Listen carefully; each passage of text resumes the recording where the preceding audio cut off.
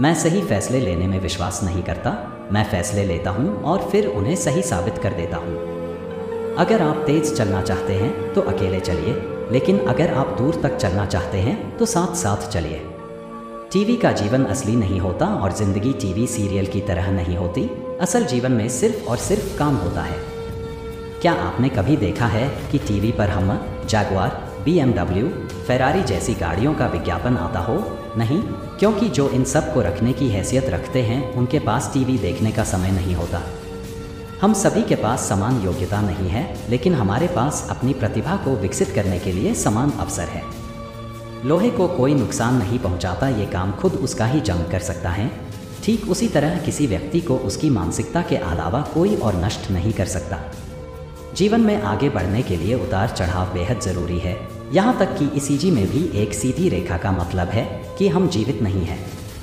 अगर लोग आप पर पत्थर फेंकते हैं तो पत्थरों का उपयोग अपना महल बनाने में कर लें। आपको अभी अपने शिक्षक सख्त और डरावने लगते होंगे, क्योंकि आपका अब तक बॉस नाम के प्राणी से पाला नहीं पड़ा है। हर व्यक्ति में कुछ विशेष प्रतिभाएं होती है, इसलिए सफलता पाने के लिए अपने गुणों की पहचान करनी चाहिए। दूसरों की नकल करने वाला व्यक्ति कुछ समय के लिए आगे तो बढ़ सकता है, लेकिन बहुत आगे नहीं बढ़ पाता। हम सभी इंसान हैं, ना कि मशीन, इसलिए अपने जीवन में आनंद लाए, गंभीरता नहीं। सत्ता और धन मेरे दो प्रमुख सिद्धांत नहीं है। अच्छी पढ़ाई करने वाले और कड़ी मेहनत करने वाले अपने दोस्तों को कभी मत चिढ़ाओ। एक समय ऐसा आएगा तुम्हें उनके नीचे काम करना पड़ सकता है।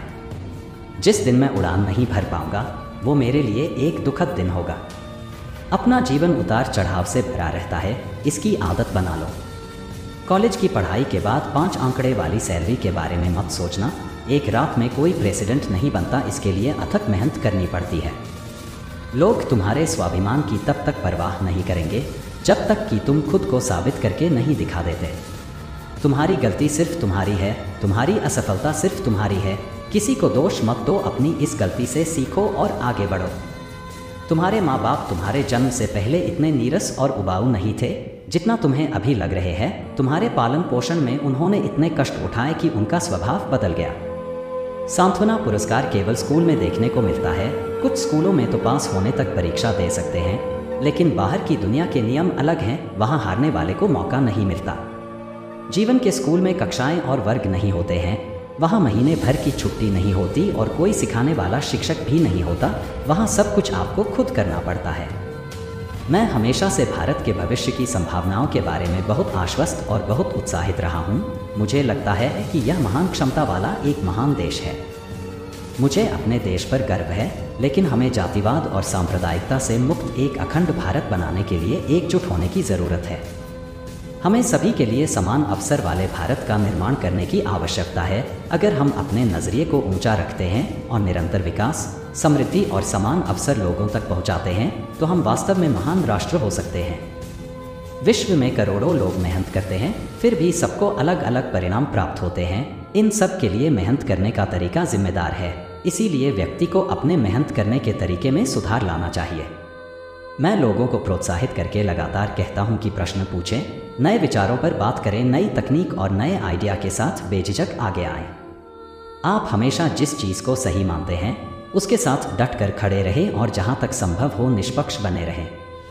हमें सफल व्यक्तियों से प्रेरणा लेनी चाहिए कि अगर वे सफल हो सकते हैं तो हम क्यों नहीं, लेकिन प्रेरणा लेते समय आंखें खुली रखनी चाहिए। ऐसी कई चीज़ें हैं जो अगर मुझे दोबारा जीने का मौका मिले तो शायद मैं अलग ढंग से करूँगा, लेकिन मैं पीछे मुड़कर यह नहीं देखना चाहूँगा कि मैं क्या नहीं कर पाया। जीवन में केवल अच्छी शैक्षिक योग्यता या अच्छा करियर ही काफ़ी नहीं है। इसके साथ आपका लक्ष्य होना चाहिए कि एक संतुलित और सफल जिंदगी को जिया जाए। संतुलित जीवन यानी कि आपका अच्छा स्वास्थ्य, लोगों से अच्छे संबंध और मन की शांति, ये सब कुछ अच्छा होना चाहिए। हम लोग इस दुनिया में केवल एक मोबाइल के रिचार्ज की तरह हैं जो अपनी वैलिडिटी के बाद समाप्त हो जाएगा। हम सभी की वैलिडिटी है। यदि हम भाग्यशाली रहे तो कम से कम 50 साल तो जिएंगे ही। इन 50 सालों में केवल 2500 वीकेंड्स होते हैं। क्या तब भी? हमें केवल काम ही काम करने की ज़रूरत है। जीवन को इतना भी कठिन मत बनाइए कि खुशियाँ आपसे दूर रहें। आप कितनी भी महंगी चीज़ क्यों ना खरीद लें, एक दिन आपको एहसास होगा कि इसका कोई मतलब नहीं है। जो कुछ मायने रखता है वह उन लोगों की भलाई है जिनसे आप प्यार करते हैं।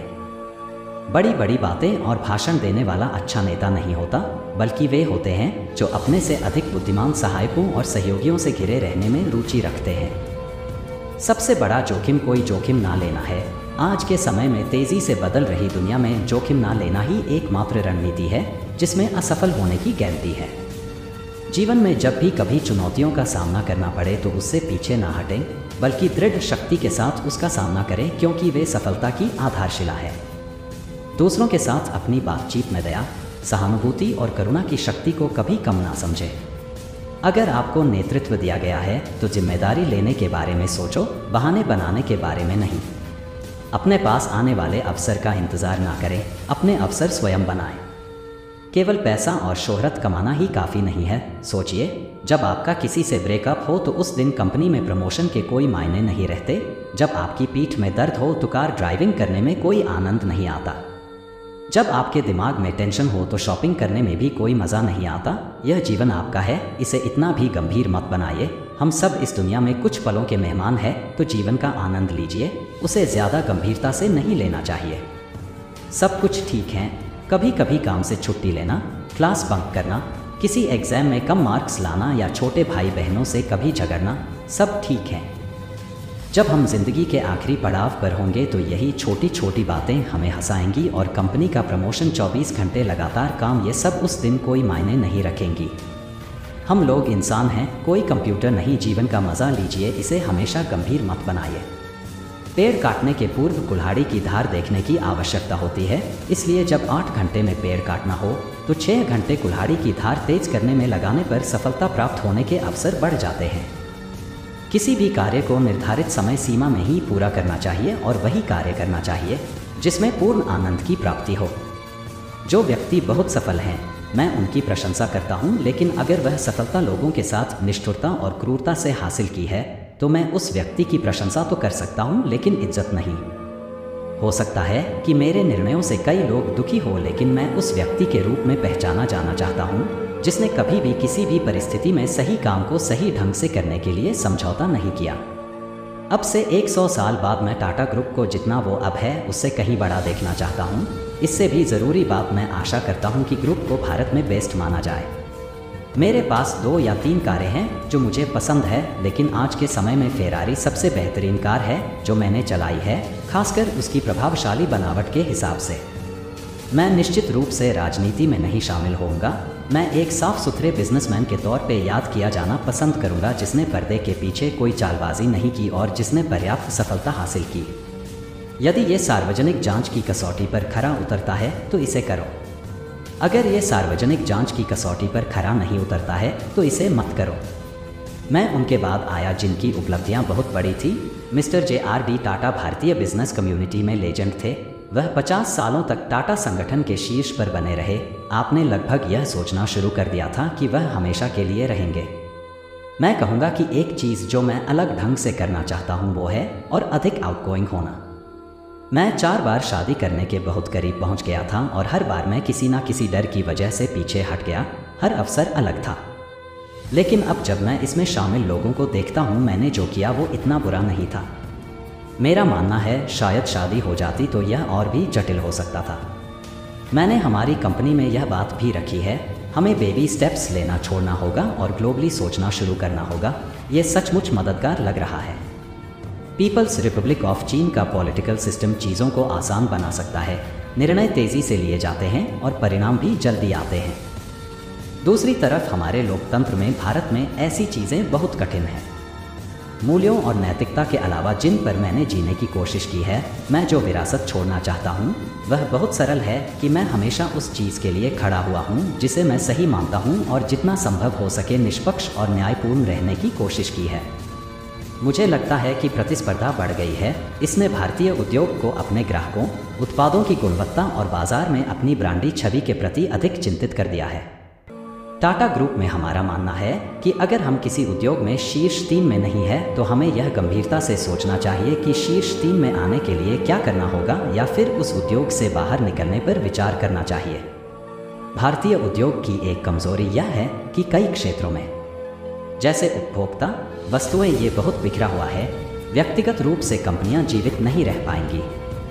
ज़रूरत है कि एक ही उद्योग में समान कंपनियों का एक समूह बने जो बहुराष्ट्रीय कंपनियों के सामने एक मजबूत मोर्चा पेश कर सके।